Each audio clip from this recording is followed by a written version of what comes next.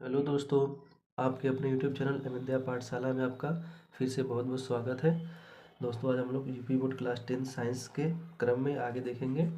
आज बायोलॉजी के सभी महत्वपूर्ण प्रश्नों को एक साथ एक ही वीडियो में लेकर के आए हैं। ठीक है, तो एग्ज़ाम से पहले इस वीडियो को आप ज़रूर देखिएगा, सभी क्वेश्चन को एक बार देख के जाइएगा, काफ़ी हेल्पफुल होने वाले हैं। तो चलिए हम सीधे स्टार्ट करते हैं क्वेश्चन से। इसमें बायोलॉजी के सभी क्वेश्चन एक साथ कराएंगे। ठीक है, देखिएगा।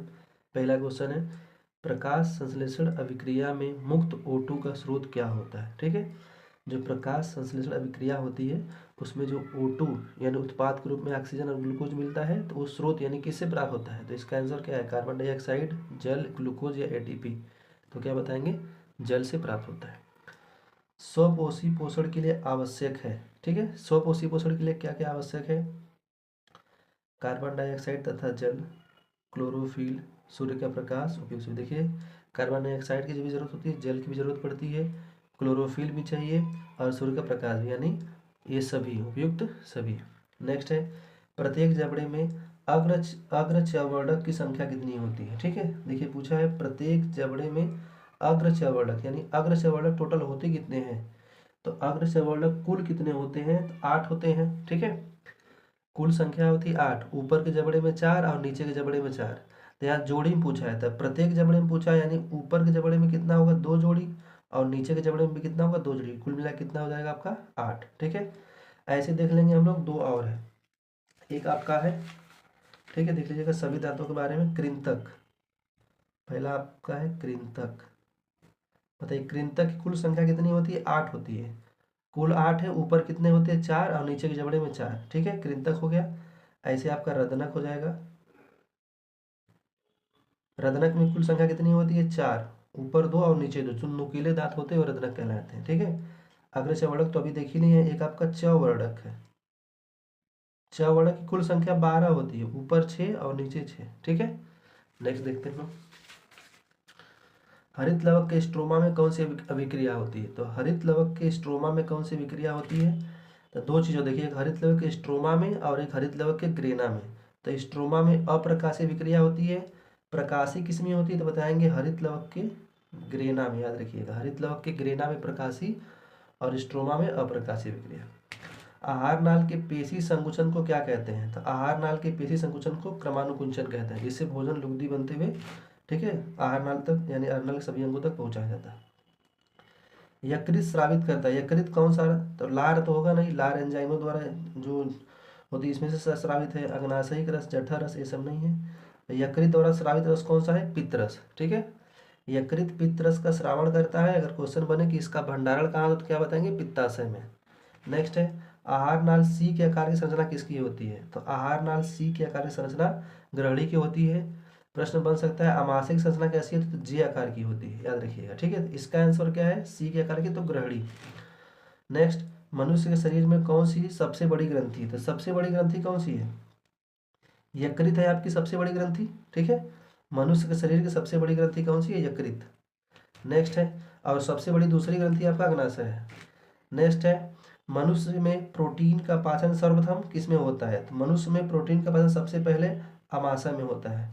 ठीक है, अगर ऐसे पूछे कि मनुष्य में पाचन शुरू कहाँ से होता है, तो मुख से ही शुरू हो जाता है, लेकिन प्रश्न पूछा है कि प्रोटीन का पाचन सर्वप्रथम कहाँ किस में होता है, तो अमाशय में सबसे पहले प्रोटीन का पाचन होता है।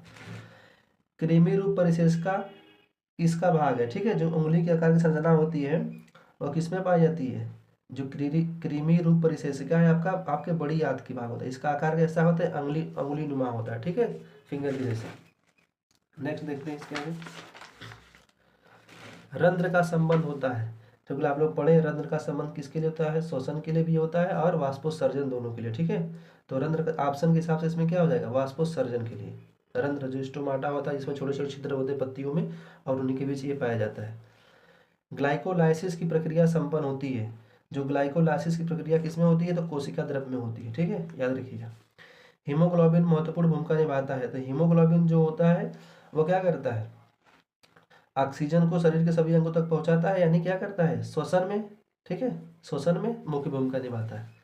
ऊर्जा की मुद्रा क्या होती है, तो ATP सबको पता होगा, एडिनो ट्राइफॉस्फेट।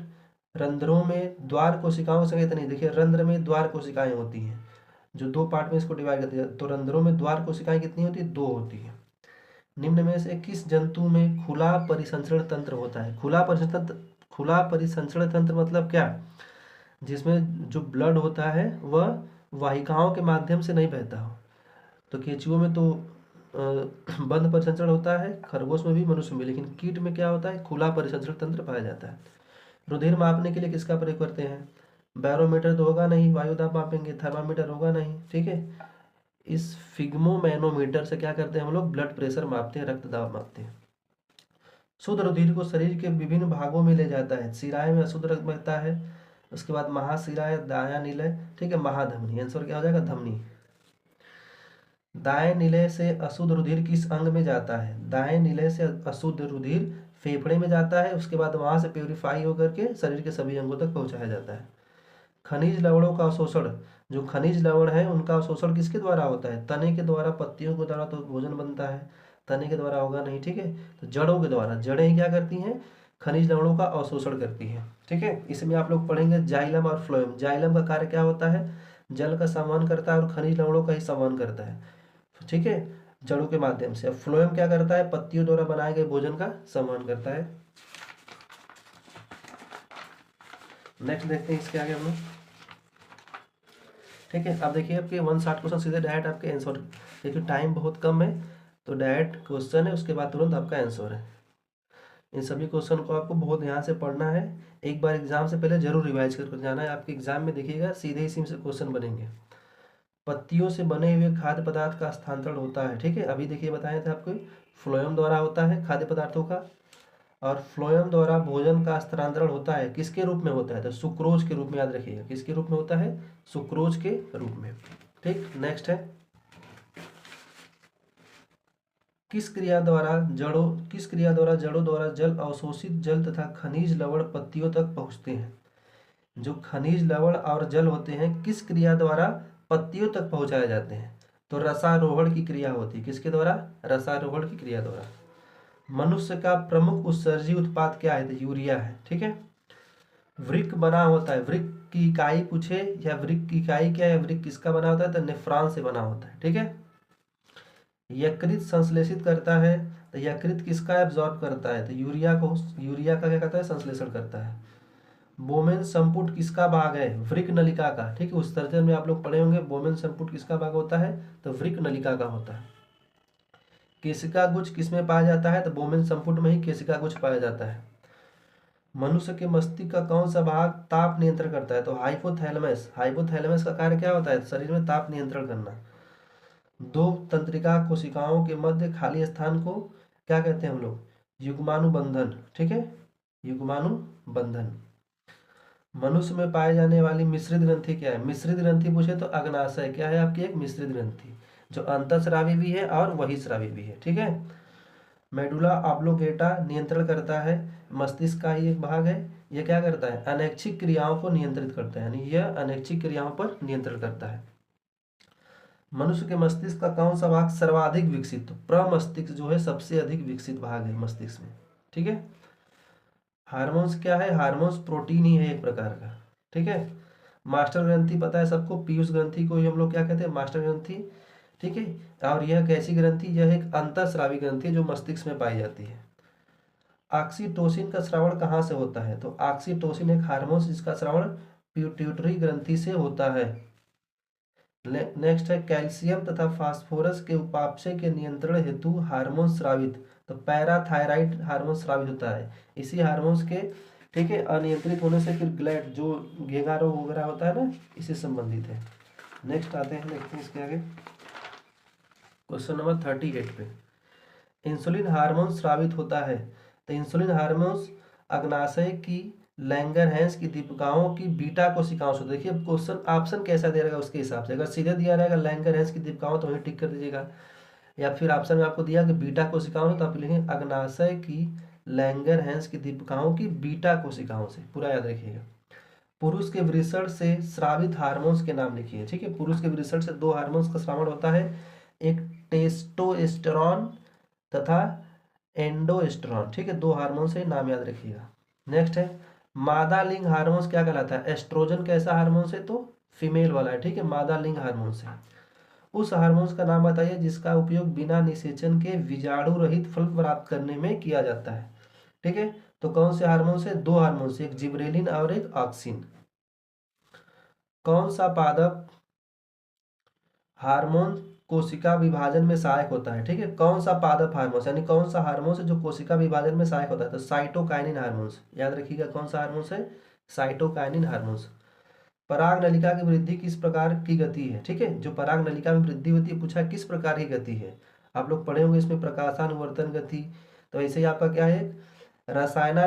रसायनानुवर्ती गति, ठीक है। जो पराग नलिका की वृद्धि है वो किस किस गति से होती है? तो रसायनानुवर्ती गति। प्रकाशानुवर्तन किसके कारण होता है? तो ऑक्सिन, याद रखिए ऑक्सिन हार्मोन्स के कारण ही प्रकाशानुवर्तन गति होती है। आलू के कंद निर्माण में कौन सा हार्मोन सहायक होता है? तो जिब्रेलिन। इसको जीएस करके ऑप्शन में इस तरह दिया है तो जीए पर टिक कर देंगे, नहीं तो लिखा हुआ नाम तो जिब्रेलिन हार्मोन्स, ठीक है, जिब्रेलिन एसिड। जीवों में विभिन्नताएं उत्पन्न होती हैं, ठीक है, जो जीवों में अलग अलग विभिन्नताएं उत्पन्न होती हैं वो लैंगिक जनन के द्वारा होती है, ठीक है, किसके कारण होती है? लैंगिक जनन के द्वारा होती है। हाइड्रा के किस प्रकार का हाइड्रा में किस प्रकार का अलैंगिक जनन होता है? तो याद रखिए हाइड्रा में मुकुलन द्वारा भी होता है और पुनरुद्भवन दोनों विधियों से होता है। एक पुष्प के स्त्री केसर के मध्य भाग को क्या कहते हैं? वर्तिका कहते हैं। मध्य भाग को क्या कहते हैं? यानी स्त्री केसर के मध्य भाग क्या कहलाता है? आपका वर्तिका कहलाता है। लघु बीजाणु पैदा होते हैं पराग कोश में, ठीक है, लघु बीजाणु कहाँ पैदा होते हैं? तो पराग कोश में। कीट परागण होता है साल्विया, देखिए साल्विया पौधे में जो होता है किसके द्वारा परागण होता है? तो कीटों के द्वारा होता है। कुछ क्वेश्चन और इसमें देख लीजिए। मक्का में परागण मक्का में क्या होता है? वायु परागण, ठीक है। एक पादप है वेलिसनेरिया में जल परागण, याद रखिएगा ये तीनों याद रखिएगा आप, ठीक है। साल्विया में कीट परागण, वायु परागण मक्का में, और वेलिसनेरिया में जल परागण, ठीक है। 50 क्वेश्चन कंप्लीट हुए। नेक्स्ट देखते हैं हम लोग इसके आगे, ठीक है।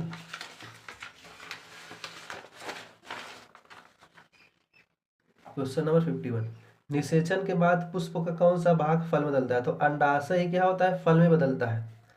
द्विनिषेचन पाया जाता है किसमें? आवृत्ति बीजी पादपों में पाया जाता है द्विनिषेचन।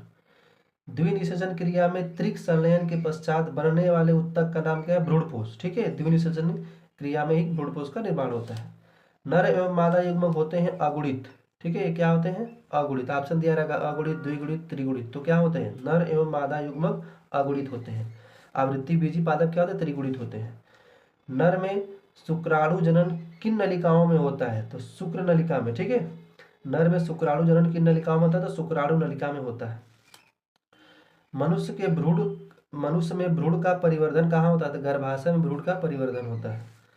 किस संरचना द्वारा गर्भस्थ भ्रूण माता से पोषण प्राप्त करता है, ठीक है, यानी गर्भ अवस्था में जो भ्रूण होता है उसको पोषण कैसे मिलता है? तो उसका नाम है आवल जरायु, ऐसे को हम लोग क्या बोलते हैं? एक और नाम लिख लीजिएगा, प्लेसेंटा, ठीक है, प्लेसेंटा के माध्यम से।